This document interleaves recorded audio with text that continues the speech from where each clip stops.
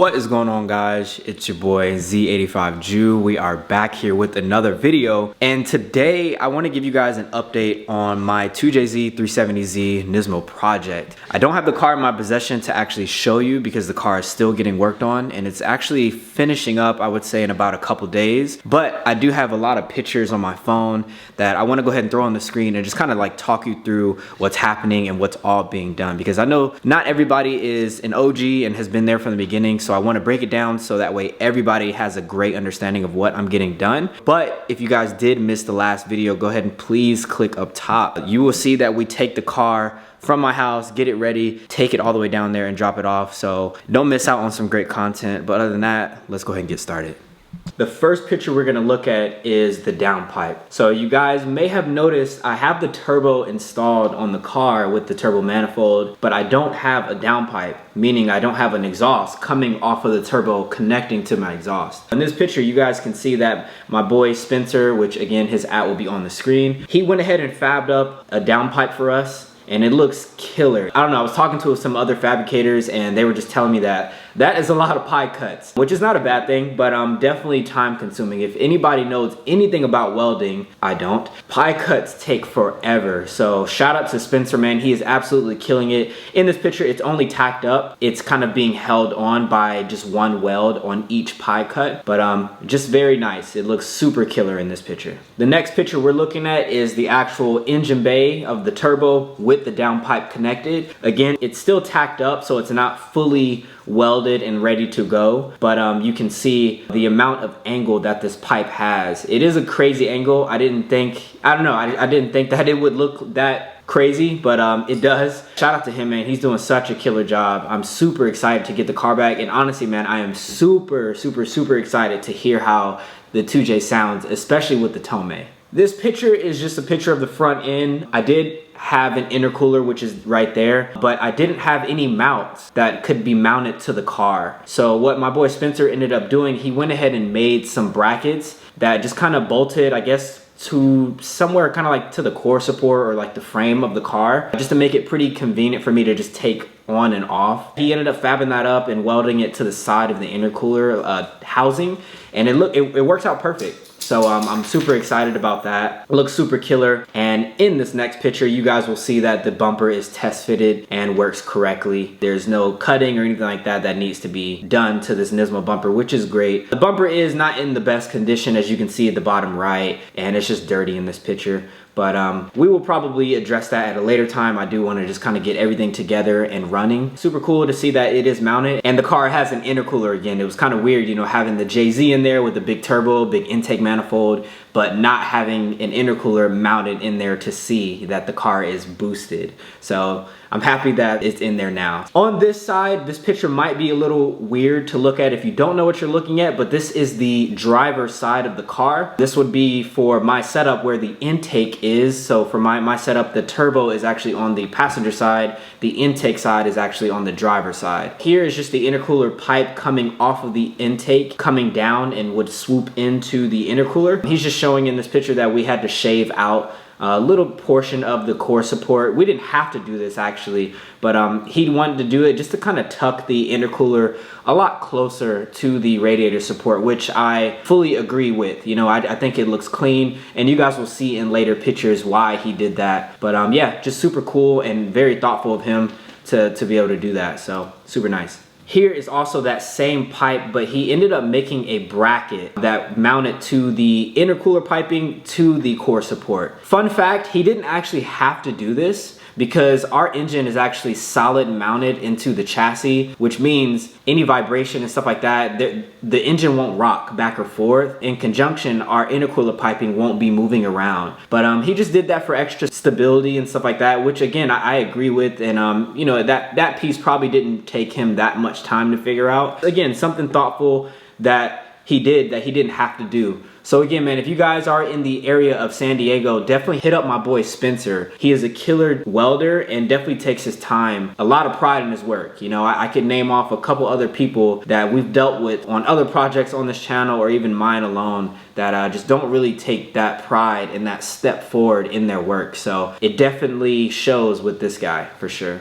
This picture is just a picture of, again, the front end with the intercooler mounted. I don't know if you've noticed already, but if you zoom in, which maybe I'll zoom in for you guys, I'm not using any couplers in this setup at all. I'm actually using something, it's called an HD clamp. And what that is basically, it's a clamp that you weld on both sides, just intercooler piping. I don't even know how really to explain it, but you basically weld both sides and it's just a clamp that clamps them both down. So technically you won't have any boost leaks and this will not pop off unless you're running like 5,000 PSI. We are not running that, so we definitely should be fine. But it's just something that I wanted to do. Not saying that the JZ was gonna make crazy horsepower, but it's just something I didn't want to have to worry about because I knew how tight it was gonna be with space.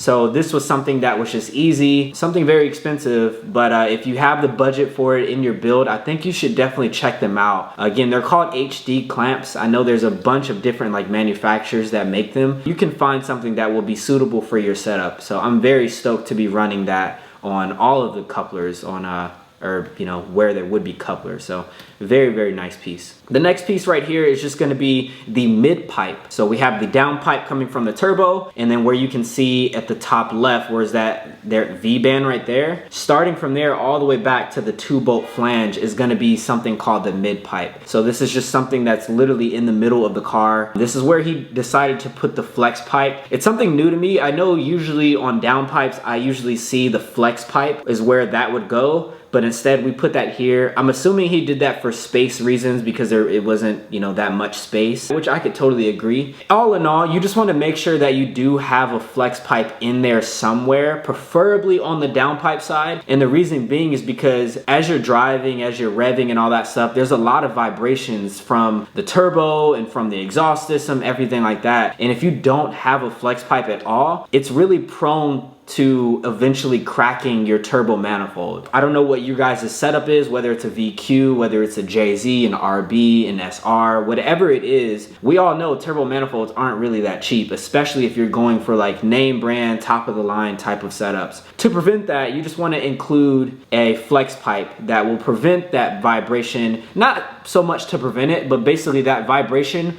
would kind of dissipate through the flex pipe, if that makes sense. So yeah, glad to see that he incorporated that, and that was actually a flex pipe that I bought for the setup. So I bought kind of like the skinniest flex pipe I could find, because usually those flex pipes are pretty bulky. I can't remember, I think I found that on Summit Racing or something along the lines of that, but you can find them on Vibrant, Summit Racing, etc. You can see everything is tacked together. Again, you can see all of the crazy pie cuts that he did, and it's just, I don't know, it's just crazy to see that this car now has a full exhaust with the 2JZ. It's just still kind of mind blown. The next picture, you can just see another angle of the mid pipe and the down pipe. So here you can kind of get a better angle and see that V-band right there. Also, for those who don't know, I actually ended up buying a wastegate dump tube off eBay. It was a $30 dump tube. It had like a 90 bend, and if I zoom in on this picture, you can actually see where it's dumping out. And it's crazy because all I did was buy it off eBay and install it on the car, and it was literally perfect. I didn't have to make any modifications to it. It was like it was meant to be, honestly. Guys, do your research, because sometimes you can cut corners where corners can be cut.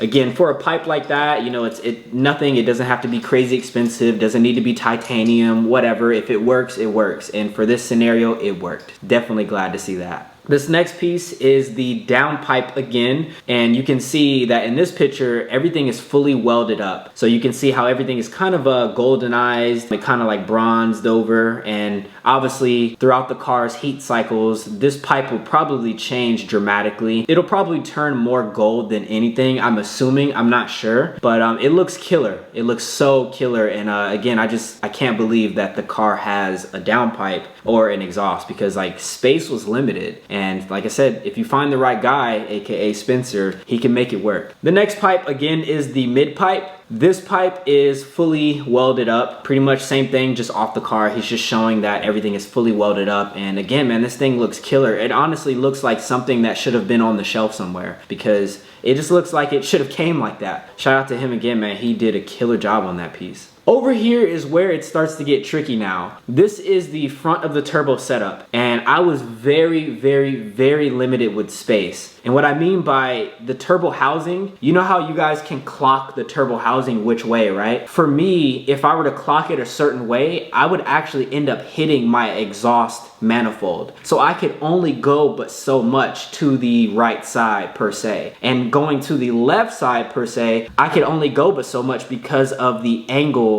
of where the outlet was going. So we were very, very limited on space. We ended up having to order a 2.5 to 2.5 coupler from Vibrant. So that first piece that's closest to the housing is what he welded up. The next one that's coming out towards us is a 2.5 to 3 inch reducer. So it's a 3 inch to 2.5 reducer, in better words. That was crazy. I'm surprised that he was actually able to get that to work. In this picture, it is just tacked up, but happy to see that it was a close call, but it works. You know what I mean? So if it works, it works. It's kind of one of those scenarios. But yeah, very, very close on space. And at the end of this 3 inch right here is where we will be welding our HD clamp. Very stoked to see how that's gonna turn out. This is just another angle of the setup right there. And you can just see how tight it is. We had very limited space. I know it looks like we might be able to turn it a little bit more the other way, but again, trust me, if we turn it any more, the actual housing of the turbine compressor is gonna hit the exhaust manifold. So we were just very, very, very limited on space. This picture is just another angle of the mid pipe all welded up. He's just taking it outside just so we could see it a little bit better. So again, shout out to Spencer, man. I can't say that enough, because this is a project that I didn't think a lot of people would want to take on as far as welding, and just to know that it is being taken care of as if it was his own car, that just blows my mind. You know, again, there's not a lot of people out there that are willing to take the time and go the extra mile, you know, to show that they care. So again, shout out to Spencer. This is what we've all been waiting for. This is the picture of the downpipe on the turbo, but fully welded up. So you can see how drastically the color changed from having that stainless steel silver looking like color now to having that gold color. So I'm interested to see in what the color is gonna change, or if it's actually gonna change from this. Just so crazy to see that this car has a downpipe, because we were so limited on space. On another note, you guys can see that I still have my fuel lines on here, and we do need to tie them out the way. For right now, it looks like that he tied them to my heater core outlet right there. So I'm just to kind of tie it out the way for his sake of mounting and dismounting stuff. But yeah, I do need to make a mount and heat wrap all of those lines, so that way nothing gets burned. I don't have any fires or anything like that with the car. That'll be later once we get the car back, but I'm just stoked to see that everything is coming along. This is another angle of where the mid pipe connects to my actual exhaust. So for those who don't know or may not know, I am running a Tomei exhaust on the car, and I didn't know if this setup would actually work out with what we were gonna do, but it looks like he was able to make it work. So he was able to connect our downpipe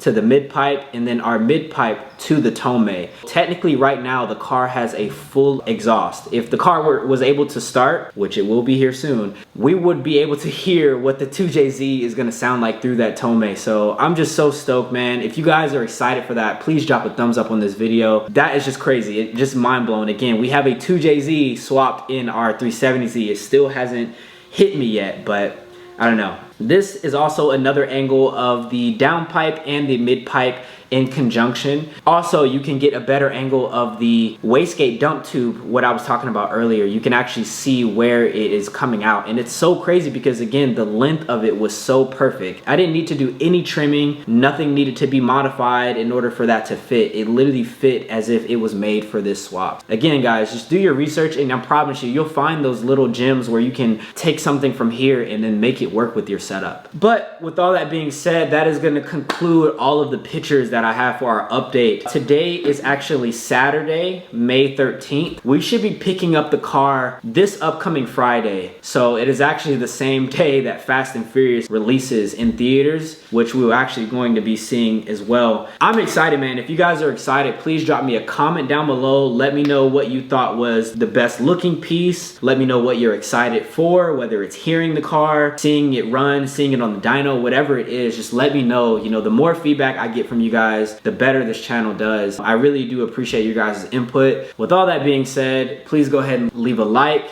comment. Don't forget to subscribe to your boy. It really helps your boy out. Other than that, I will catch you guys in the next one when we go pick up the car. Peace.